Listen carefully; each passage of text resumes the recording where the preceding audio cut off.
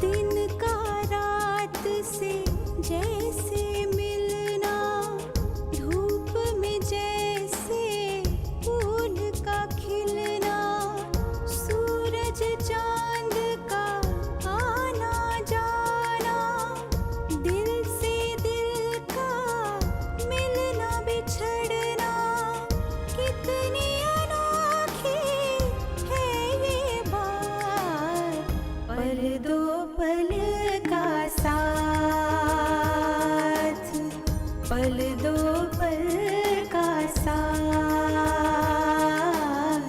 पल दो पल का साथ।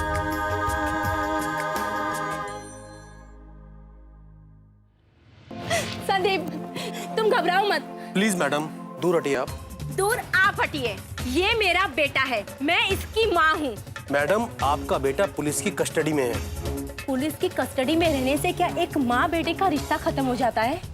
सोचो सोचो उस काजल के ऊपर क्या बीत रही होगी, जिसकी आंखें अपनी पति के इंतजार में थी। पति के जेल जाते ही पता नहीं क्या हाल होगा उस काजल का। ये क्या कह रहे हैं आप? संदीप रंजना के साथ पहली शादी सच में कर चुका था? अब जिस तरह सरकारी वकील ने अदालत में रंजना और संदीप के बारे में जो सबूत पेश किए हैं, उससे तो यही लगता। अगर इन बातों में कोई सच्चाई ना होती तो फिर संदीप की जमानत नामंजूर क्यों होती? हे भगवान, ये सुनने से पहले मुझे उठा क्यों नहीं लिया? हाँ, मेरी काजल का क्या होगा? प्रतिभा, विनोद जी के वकील का अभी भी यही मानना है कि संदीप बेगुनाह है। ना तो उसने रंजना से शादी की है और ना ही उसका कत्ल किया है। कोई शख्स है जो उसे कत्ल के इल्जाम में फंसाना चाहता है। वकीलों का क्या? वो लोग तो दिन रात अदालत में झूठ बोलते रहते हैं। किसी का घर जले या उजड़े, उन्हें तो बस अपनी फीस से मतलब होता है। मेरा कहा मानो, काजल को वापस अपने घर ले आओ। कैसी बातें करती हो प्रतिभा? अभी 2 ही दिन पहले तो मैं काजल को उसके ससुराल उनकी बहू बनाकर छोड़ाया, और आज तुम ये कहती हो कि मैं उसे ले आऊं? मतलब वो लोग क्या सोचेंगे हमारे बारे में? वो जो भी सोचते हैं उन्हें सोचने दो। वैसे भी काजल के आने के बाद हमें उनसे कौन सा रिश्ता रखना है? कामनी की वजह से मेरा दिल घबराता रहता है। और वैसे भी बिना पति के हमारी बेटी वहां करेगी क्या? क्या सोचने लगे आप? सोचूंगा क्या प्रतिभा? अपनी अंतरात्मा से प्रश्न कर रहा हूं कि मैंने काजल बिटिया को उसके ससुराल पहुंचाकर भूल की है, या उसे ससुराल से ना लाकर भूल करूंगा। आप किसी भी बात को इतना ज्यादा सोचते हैं कि अंत में आपके सारे फैसले ही गलत होते हैं। क्या कह रही हो तुम प्रतिभा? झूठ थोड़ी ना कह रही हूँ। मैंने आपसे कहा था कि सब कुछ भूलकर काजल की दूसरी शादी कर दो। आप राजी भी हो गए थे। फिर इतना सोचा आपने कि काजल को उठाकर उसके ससुराल ही छोड़ाए। देखो प्रतिभा, ना मुझे कुछ देखना है ना सुनना है। मैंने कह दिया काजल को ले आओ तो ले आओ। मैं अपनी बच्ची की जिंदगी के साथ और खिलवाड़ नहीं कर सकती।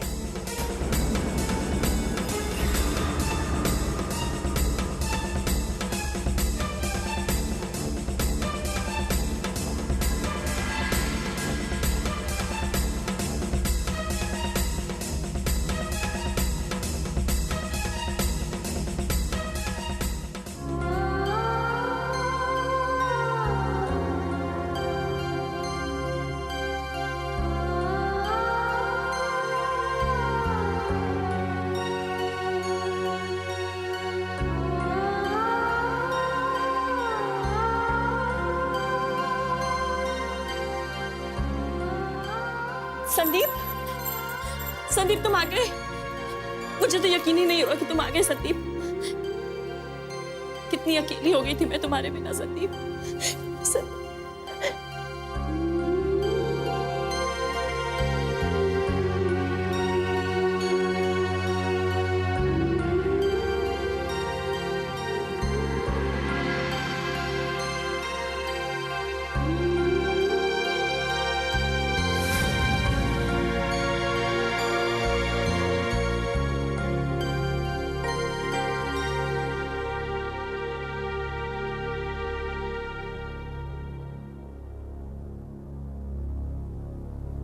इतना सोचने से कोई फायदा नहीं है काजल।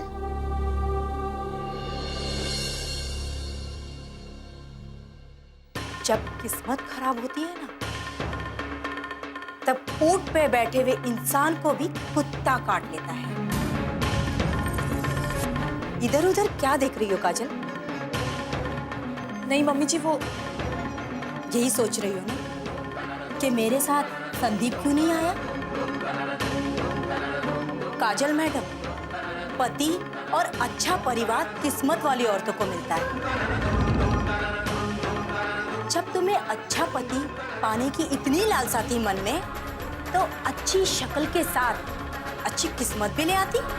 मम्मी जी, साफ साफ कहिए कि आप क्या कहना चाहती हैं। साफ साफ सुनना चाहती हो तो सुनो। आज तुम्हारे मनहूस कदम की वजह से मेरे बेटे को जमानत नहीं मिली, उसे जेल भेज दिया गया। नहीं, ऐसा नहीं हो सकता मम्मी जी। तुम अपने मनहूस कदम अगर इस घर में नहीं लाई होती, आज हमारा संदीप हमारे साथ होता। एक शादीशुदा आदमी की जिंदगी के काम उसकी पत्नी के भाग्य से बनते और बिगड़ते हैं काजल। तूने इस घर में कदम क्या रखा, वहां पर उसकी जमानत नामंजूर हो गई। तू और इस घर में रही ना, तो मेरा बेटा इस घर में दोबारा वापस कभी नहीं आ पाएगा।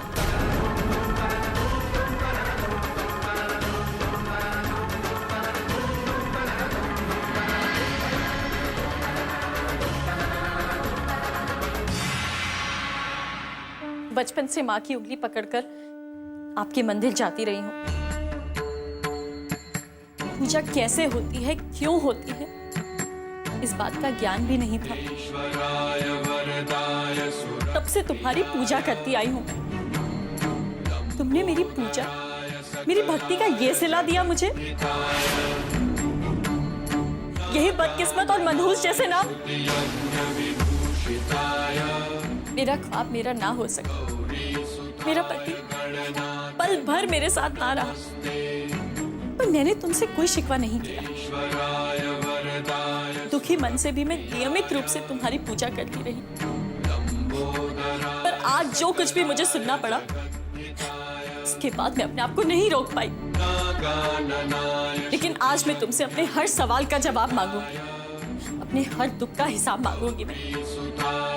अगर मुझे यही दिन दिखाने थे तो मुझे जन्म ही क्यों दिया? अगर मेरी किस्मत में सुख नहीं लिखे थे तो मेरी आंखों में सपने क्यों सजाए तुमने? क्यों? ऐसा करके तुम मुझे ही नहीं, मेरे माँ बाप को भी सता रहे हो। किस लिए इतना अनर्थ कर रहे हो तुम मेरे साथ? जवाब दो मुझे, क्यों कर रहे हो तुम मेरे साथ ऐसा? क्यों? संस्कार, रिश्तों और समाज के आगे अपनी बेटी की बलि ही दे दे। ऐसी बात नहीं है मम्मी। आप पापा को कभी गौर से तो देखो, तब आपको पता चलेगा कि पापा काजल दीदी को लेकर अपने आप में कितना परेशान रहते हैं। पल दो पल का साथ।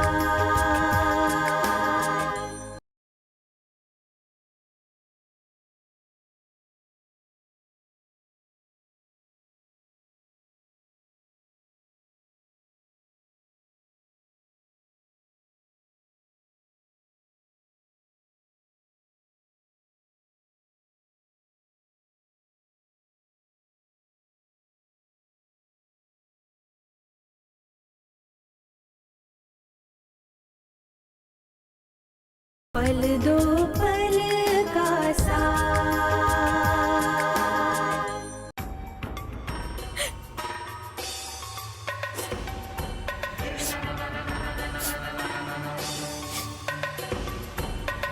मुझे पता है तुम्हारा तो काम ही लोगों को सताना है, इसलिए आज तुम्हारे पास मेरे किसी भी सवाल का कोई जवाब नहीं है। पर मैं भी आज यहां से ये कहकर जा रही हूं कि तुम मुझ पर कितने भी अत्याचार क्यों ना कर लो, मैं तुम्हें अपनी मंजिल नहीं छीनने दूंगी। एक दिन इसी घर में मैं अपने पति को पाकर रहूंगी। मेरे और मेरे पति के बीच तुम जो भी दीवार खड़ी करोगे मैं उसे गिरा दूंगी। तुम्हारे पापा बता रहे थे कि कामिनी आज कोर्ट में पुलिस वालों से और वकील से इस तरह झगड़ा कर रही थी जिस तरह कोई आदमी भी नहीं करता है। ऐसी औरत के साथ मैं अपनी बच्ची को हरगिज नहीं रहने दूंगी। मेरी सीधी सादी बच्ची को तो वो खा जाएगी।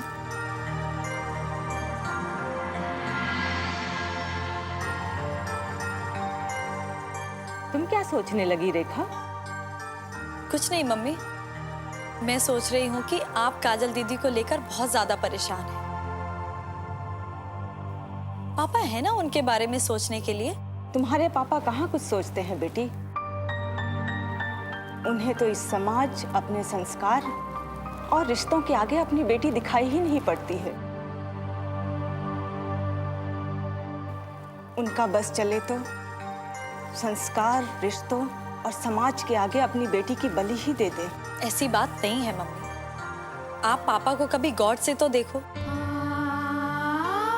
तब आपको पता चलेगा कि पापा काजल दीदी को लेकर अपने आप में कितना परेशान रहते हैं। हाँ, परेशान तो बेचारे वो भी रहते हैं। मैंने ये महसूस किया है, जब से काजल की शादी हुई है तब से वो ना ठीक से खा पाए हैं और ना ठीक से सो पाए हैं। खाना और पीना तो आपका भी नहीं हो पाया है मम्मी। मम्मी, आप खुद को इतना भी परेशान मत करो कि आपको देखकर हम सभी परेशान हो जाएं। जया नहीं आई अभी तक? पता नहीं कहाँ रह गई। अभी तक तो आ जाना चाहिए था उसे।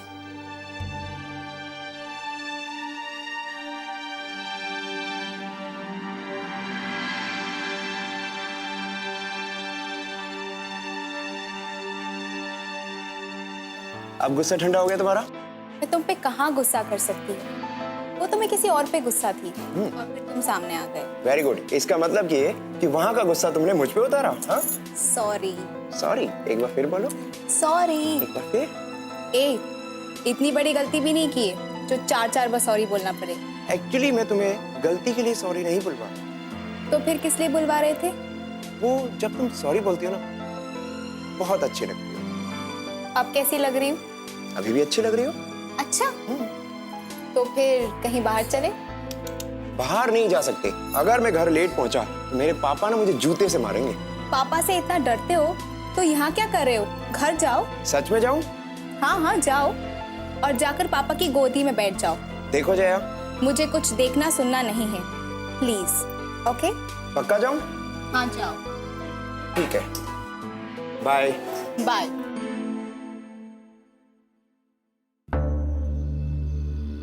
जया,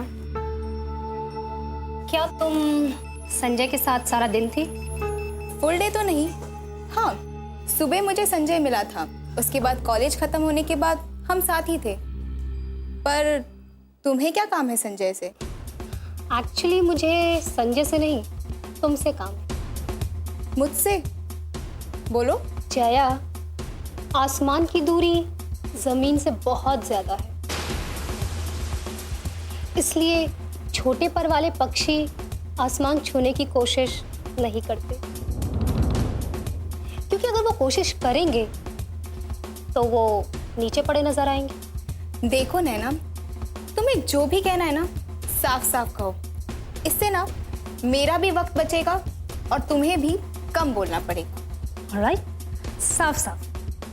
तो साफ साफ बात ये है जया कि संजय के परिवार की हैसियत तुम्हारे परिवार की हैसियत से कई गुना ज्यादा है। और ये तुम ख्वाब देख रही हो ना संजय को पाने का, भूल जाओ, क्योंकि वो तुम्हें नहीं मिलेगा।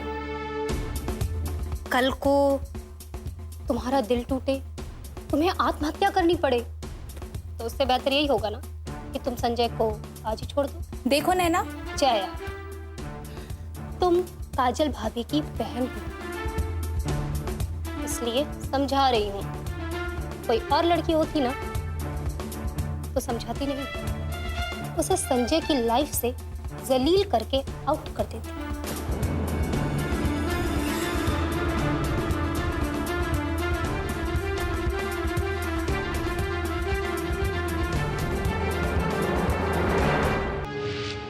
जया?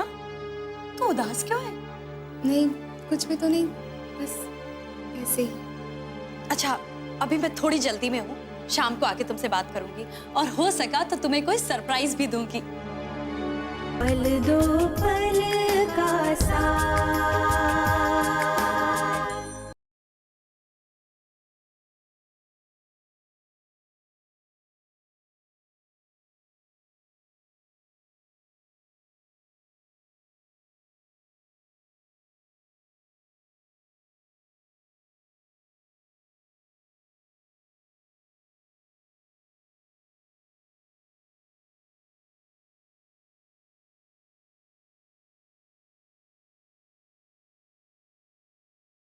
पल दो पल का साथ। दहेज के कारण अपनी बहू को जला दिया। पता नहीं क्या हो गया आजकल के लोगों को, कुछ भी समझ में नहीं आता।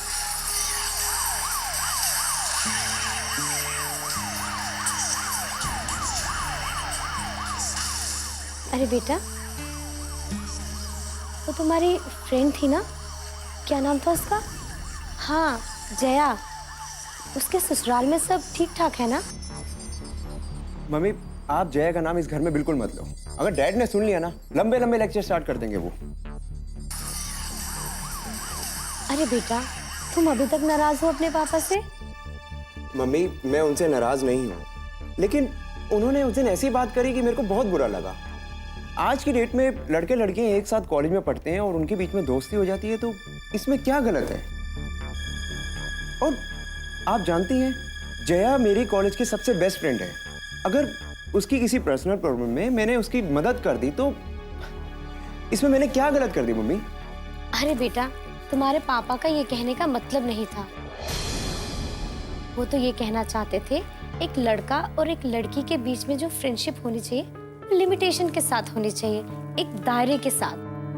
मम्मी, फ्रेंडशिप चाहे एक लड़का लड़की के बीच में हो या दो लड़कों के बीच में, अगर किसी प्रॉब्लम में कोई किसी का साथ नहीं देता तो वहां पर एक दोस्त ही उसका साथ देता है। इसका मतलब तुम और जया काफी अच्छे फ्रेंड्स हो। मम्मी, मैं जया के लिए और जया मेरे लिए कुछ भी कर सकती है। अरे नीलिमा,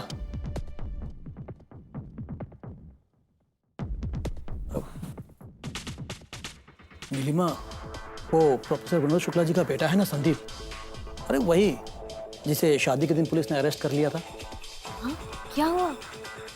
आज अदालत ने उसकी जमानत याचिका नामंजूर कर दी और उसे जेल भेज दिया।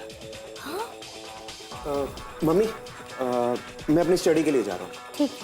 अब कमाल तो ये हो गया नीलिमा, इतने बड़े वकील ने उसकी जिरह की, फिर भी उसकी जमानत नामंजूर हो गई और उसे जेल हो गई। ऐसे कैसे हो गई?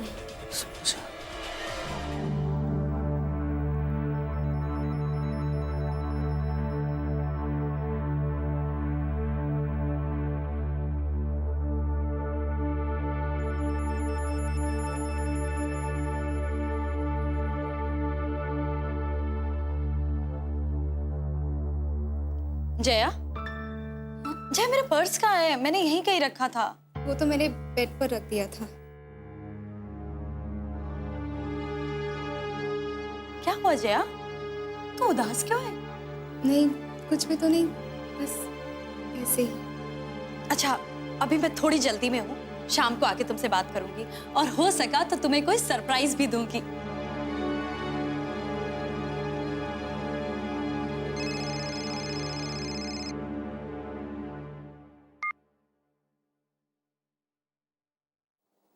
हाँ संजय, बोलो।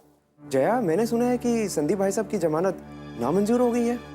हाँ, फिर तो तुम्हारे घर में बहुत टेंशन होगी। मम्मी बहुत परेशान है इस बात को लेकर।